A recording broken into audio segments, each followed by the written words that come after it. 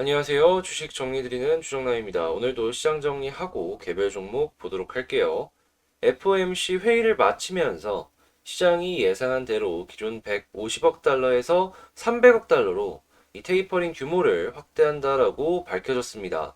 이 시장이 예상한 대로 이런 식으로 진행이 되다 보니까 이 증시 같은 경우에는 반등을 하는 모습을 보여줬는데요.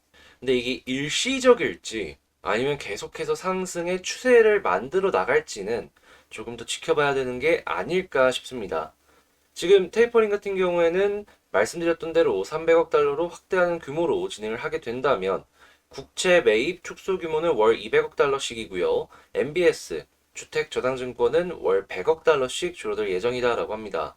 이에 따라서 테이퍼링은 일정대로만 본다면 내년 3월 말에 종료할 예정이다라고 하는데 다만 경제 전망에 변화가 생기게 된다면 매입 규모를 변경할 준비는 되어 있다라고 하니 갑자기 변수가 생겼을 때 테이퍼링 역시도 속도를 조정할 수 있다라는 건 알 수가 있겠습니다.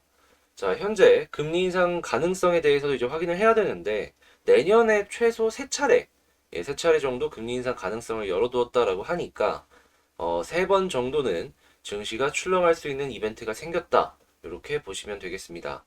자, 그리고 위원들은 테이퍼링이 종료되기 전에 금리가 인상될 것이라고 예상하지는 않았지만 이 완전 고용에 도달하기 전에는 금리 인상이 될 수 있다라고 밝혔거든요.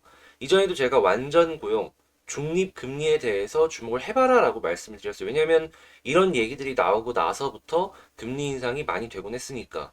근데 이번에는 완전 고용이 되기 전에 금리 인상을 진행할 수 있다라고 밝히니까 과거 패턴과는 조금 달라진 상황이다. 이런 식으로 봐야 될 것 같습니다. 아무래도 인플레이션이 심각하다 보니까 이런 식의 얘기가 나온 것이 아닐까 싶은데요. 뭐 우리 같은 경우에는 시장 바뀌면은 그 패턴에 맞춰가지고 우리의 전략도 조정해 나가면 되는 거니까 그렇게까지 큰 문제는 되지 않을 수 있겠죠. 그래서 지금 시장이 이런 식으로 진행이 되고 있구나 정도로 파악을 하시면 될 것 같고 의회에서 부채 한도 인상안이 통과가 됐다라고 합니다.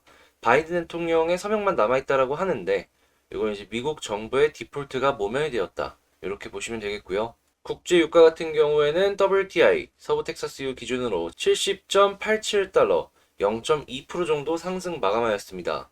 채권 수익률 같은 경우에는 증가를 하면서 전체적으로 돈이 빠지는 모습을 보여줬고요. 달러는 약세를 보여줬고 금은 하락했습니다. 자, 그리고 파월이 인플레가 내년 2%까지 내려갈 것이다라고 얘기를 했는데 여기서 이제 오미크론이 변수다라는 얘기를 했습니다. 이 인플레를 2%까지 내리는 데 있어서 금리 인상이 역할을 하게 될 것인지 아니면 자연적으로 빠지게 될지에 대해서는 계속해서 보면 좋겠고요. 자, 그리고 파우치가 모더나 부스터샷도 오미크론에 효과가 있다라는 의견을 밝혔습니다. 새로 무언가 다른 백신을 개발해가지고 상용화까지 연결을 할 필요는 없겠죠. 자, 그리고 화이자에 먹는 치료제, 경구용 치료제가 오미크론 변이에 효과적이다라는 의견을 내놨는데 이게 아무래도 기업 자체적으로 연구해서 내놓은 결과물일 가능성이 높기 때문에 요거는 실제로 이게 필드에 깔리고 나서 효과가 어느 정도까지 올라올지 이걸 지켜봐야 될 것 같습니다. 벌써부터 이 오미크론이 우세종이 될 것이다라는 전망이 나오고 있죠. 이거는 계속해서 봐야 될 것 같고 지금 가장 제가 중요시하게 생각을 하는 뉴스가 하나가 나왔어요. 한미 통화 스와프가 이달 말 종료가 된다라고 합니다. 연장이 안 된다라고 하는데 미국 같은 경우에는 지금 금리 인상을 내년에는 벌써 뭐 세 번 얘기하고 있고 그 후년도 또 금리 인상 가능성에 대해서 계속 열어놓고 이야기를 하고 있거든요. 그렇다라는 이야기는 우리가 생각을 해보았을 때 이 통화 스와프까지 끝나게 되었을 때 야, 이거 한국 원 달러 환율 난장이 날 수도 있겠는데 생각을 해볼 수가 있다라는 겁니다. 외국인 입장에서는 그냥 한 10원 정도만 왔다 갔다 해도요. 이 사람들은 환차손이 거의 한 1% 정도? 1% 좀 안 되더라도 막 1% 정도는 약 왔다 갔다 할 수가 있다라는 거예요. 1조 넣는다라고 하면은 갑자기 환율만 변동된 것으로 막 100억이 막 왔다 갔다 한다라고 생각하면은 여러분 이렇게 이 환율 때문에 증시 빠지는 거 생각해 볼 수 있지 않겠습니까? 그러니까 외국인 자금이 빠져나갈 수 있는 환경이 조성이 될 수가 있다라는 거예요. 그래서 이 한미 통화 스와프 얘기는 지금 연장이 안 된다라고 하는데 이게 어디까지 스노우볼이 굴러가서 영향을 미칠지 한번 보면 좋을 것 같습니다. 아무래도 달러 쪽이다 보니까 저는 이 원달러 환율 때문에 외국인 나가는 거 보면은 되게 마음 아프다 생각하거든요. 이게 민감하게 볼 수밖에 없어요. 그래서 달러나 이런 얘기들은 계속해서 보시면 좋을 것 같고요. 자, 그리고 다음 주 월요일 날 마이크론 테크놀로지 실적 나온다라고 합니다. 이 이야기가 이 삼성전자 쪽과도 연관이 되어가지고 큰 영향을 미칠 수밖에 없기 때문에 이 실적 나오는 건 꼭 지켜보면 좋겠고요. 시장 정리 여기서 끝내보도록 하고 이제 개별 종목 한번 보도록 할게요. 자, 제가 이번에 가지고 온 종목은 국전약품입니다.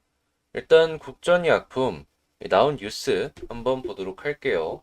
자, 국전약품 주가 초강세 들썩, 경구용 치매치료제 기술 이전 체결에 매수가 몰렸다.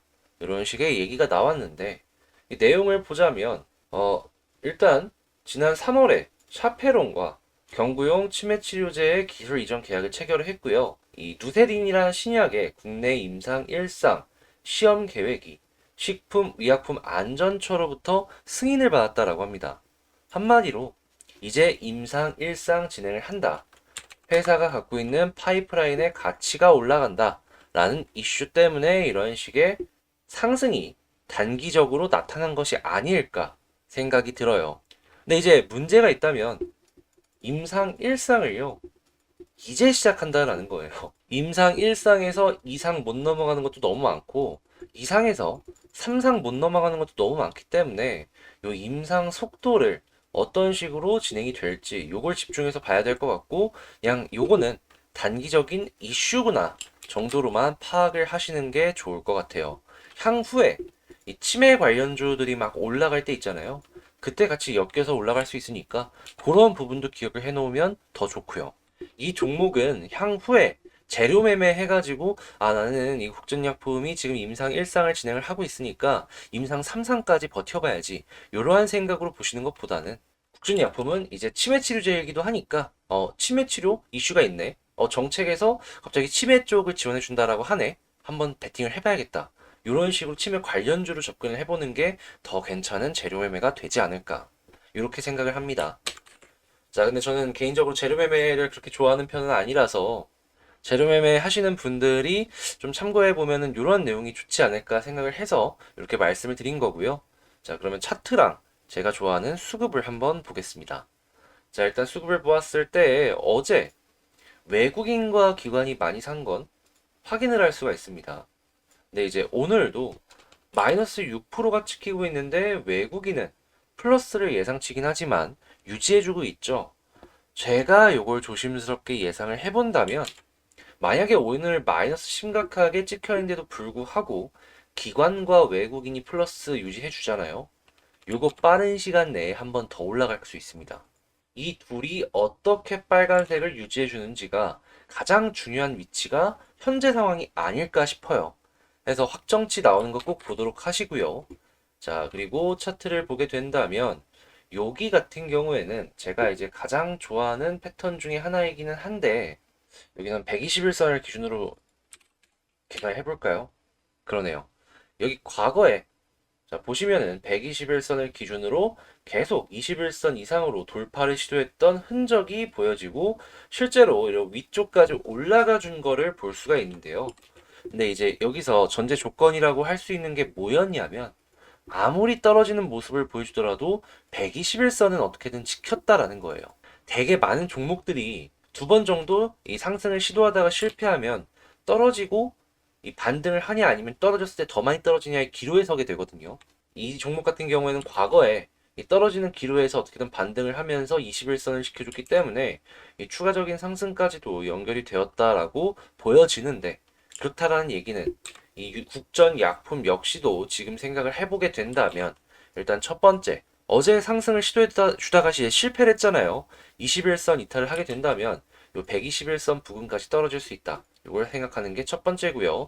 만약에 21선을 지켜주는 모습을 보여주게 된다라고 하더라도 다음번 상승이 있었을 때 또 한 번 떨어지게 된다면 요 121선을 지켜주는지 이걸 무조건 보는 게 두 번째가 된다. 이렇게 말씀드리겠습니다.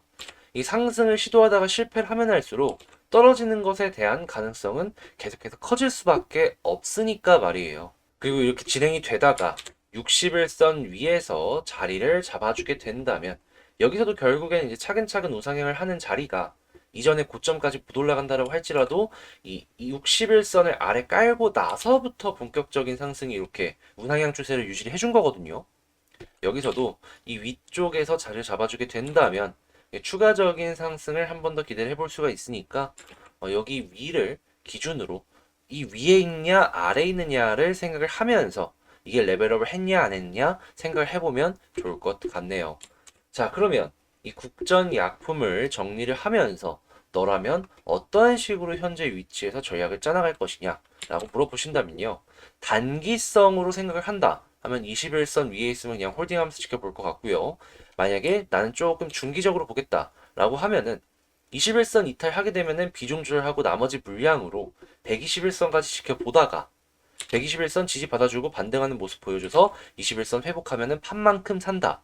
요거를 기존 전략으로 볼 것 같습니다. 그리고 그렇게 올라가다가 61선 위에서 자리 잡아서 횡보해주는 모습 보여주면은 너무나도 편하게 향후에 추가 상승도 기대해 볼 수가 있는 거고 말이죠. 그리고 이제 그런 식으로 보다가 목표 주가를 설정을 해보게 된다면 과거에 이 종목 같은 경우에는 볼린저를 타고 쭉 올라가는 흐름보다는 그냥 봤을 때 한 3일선 이탈하면 정리하면 되겠다라는 생각이 딱 들거든요.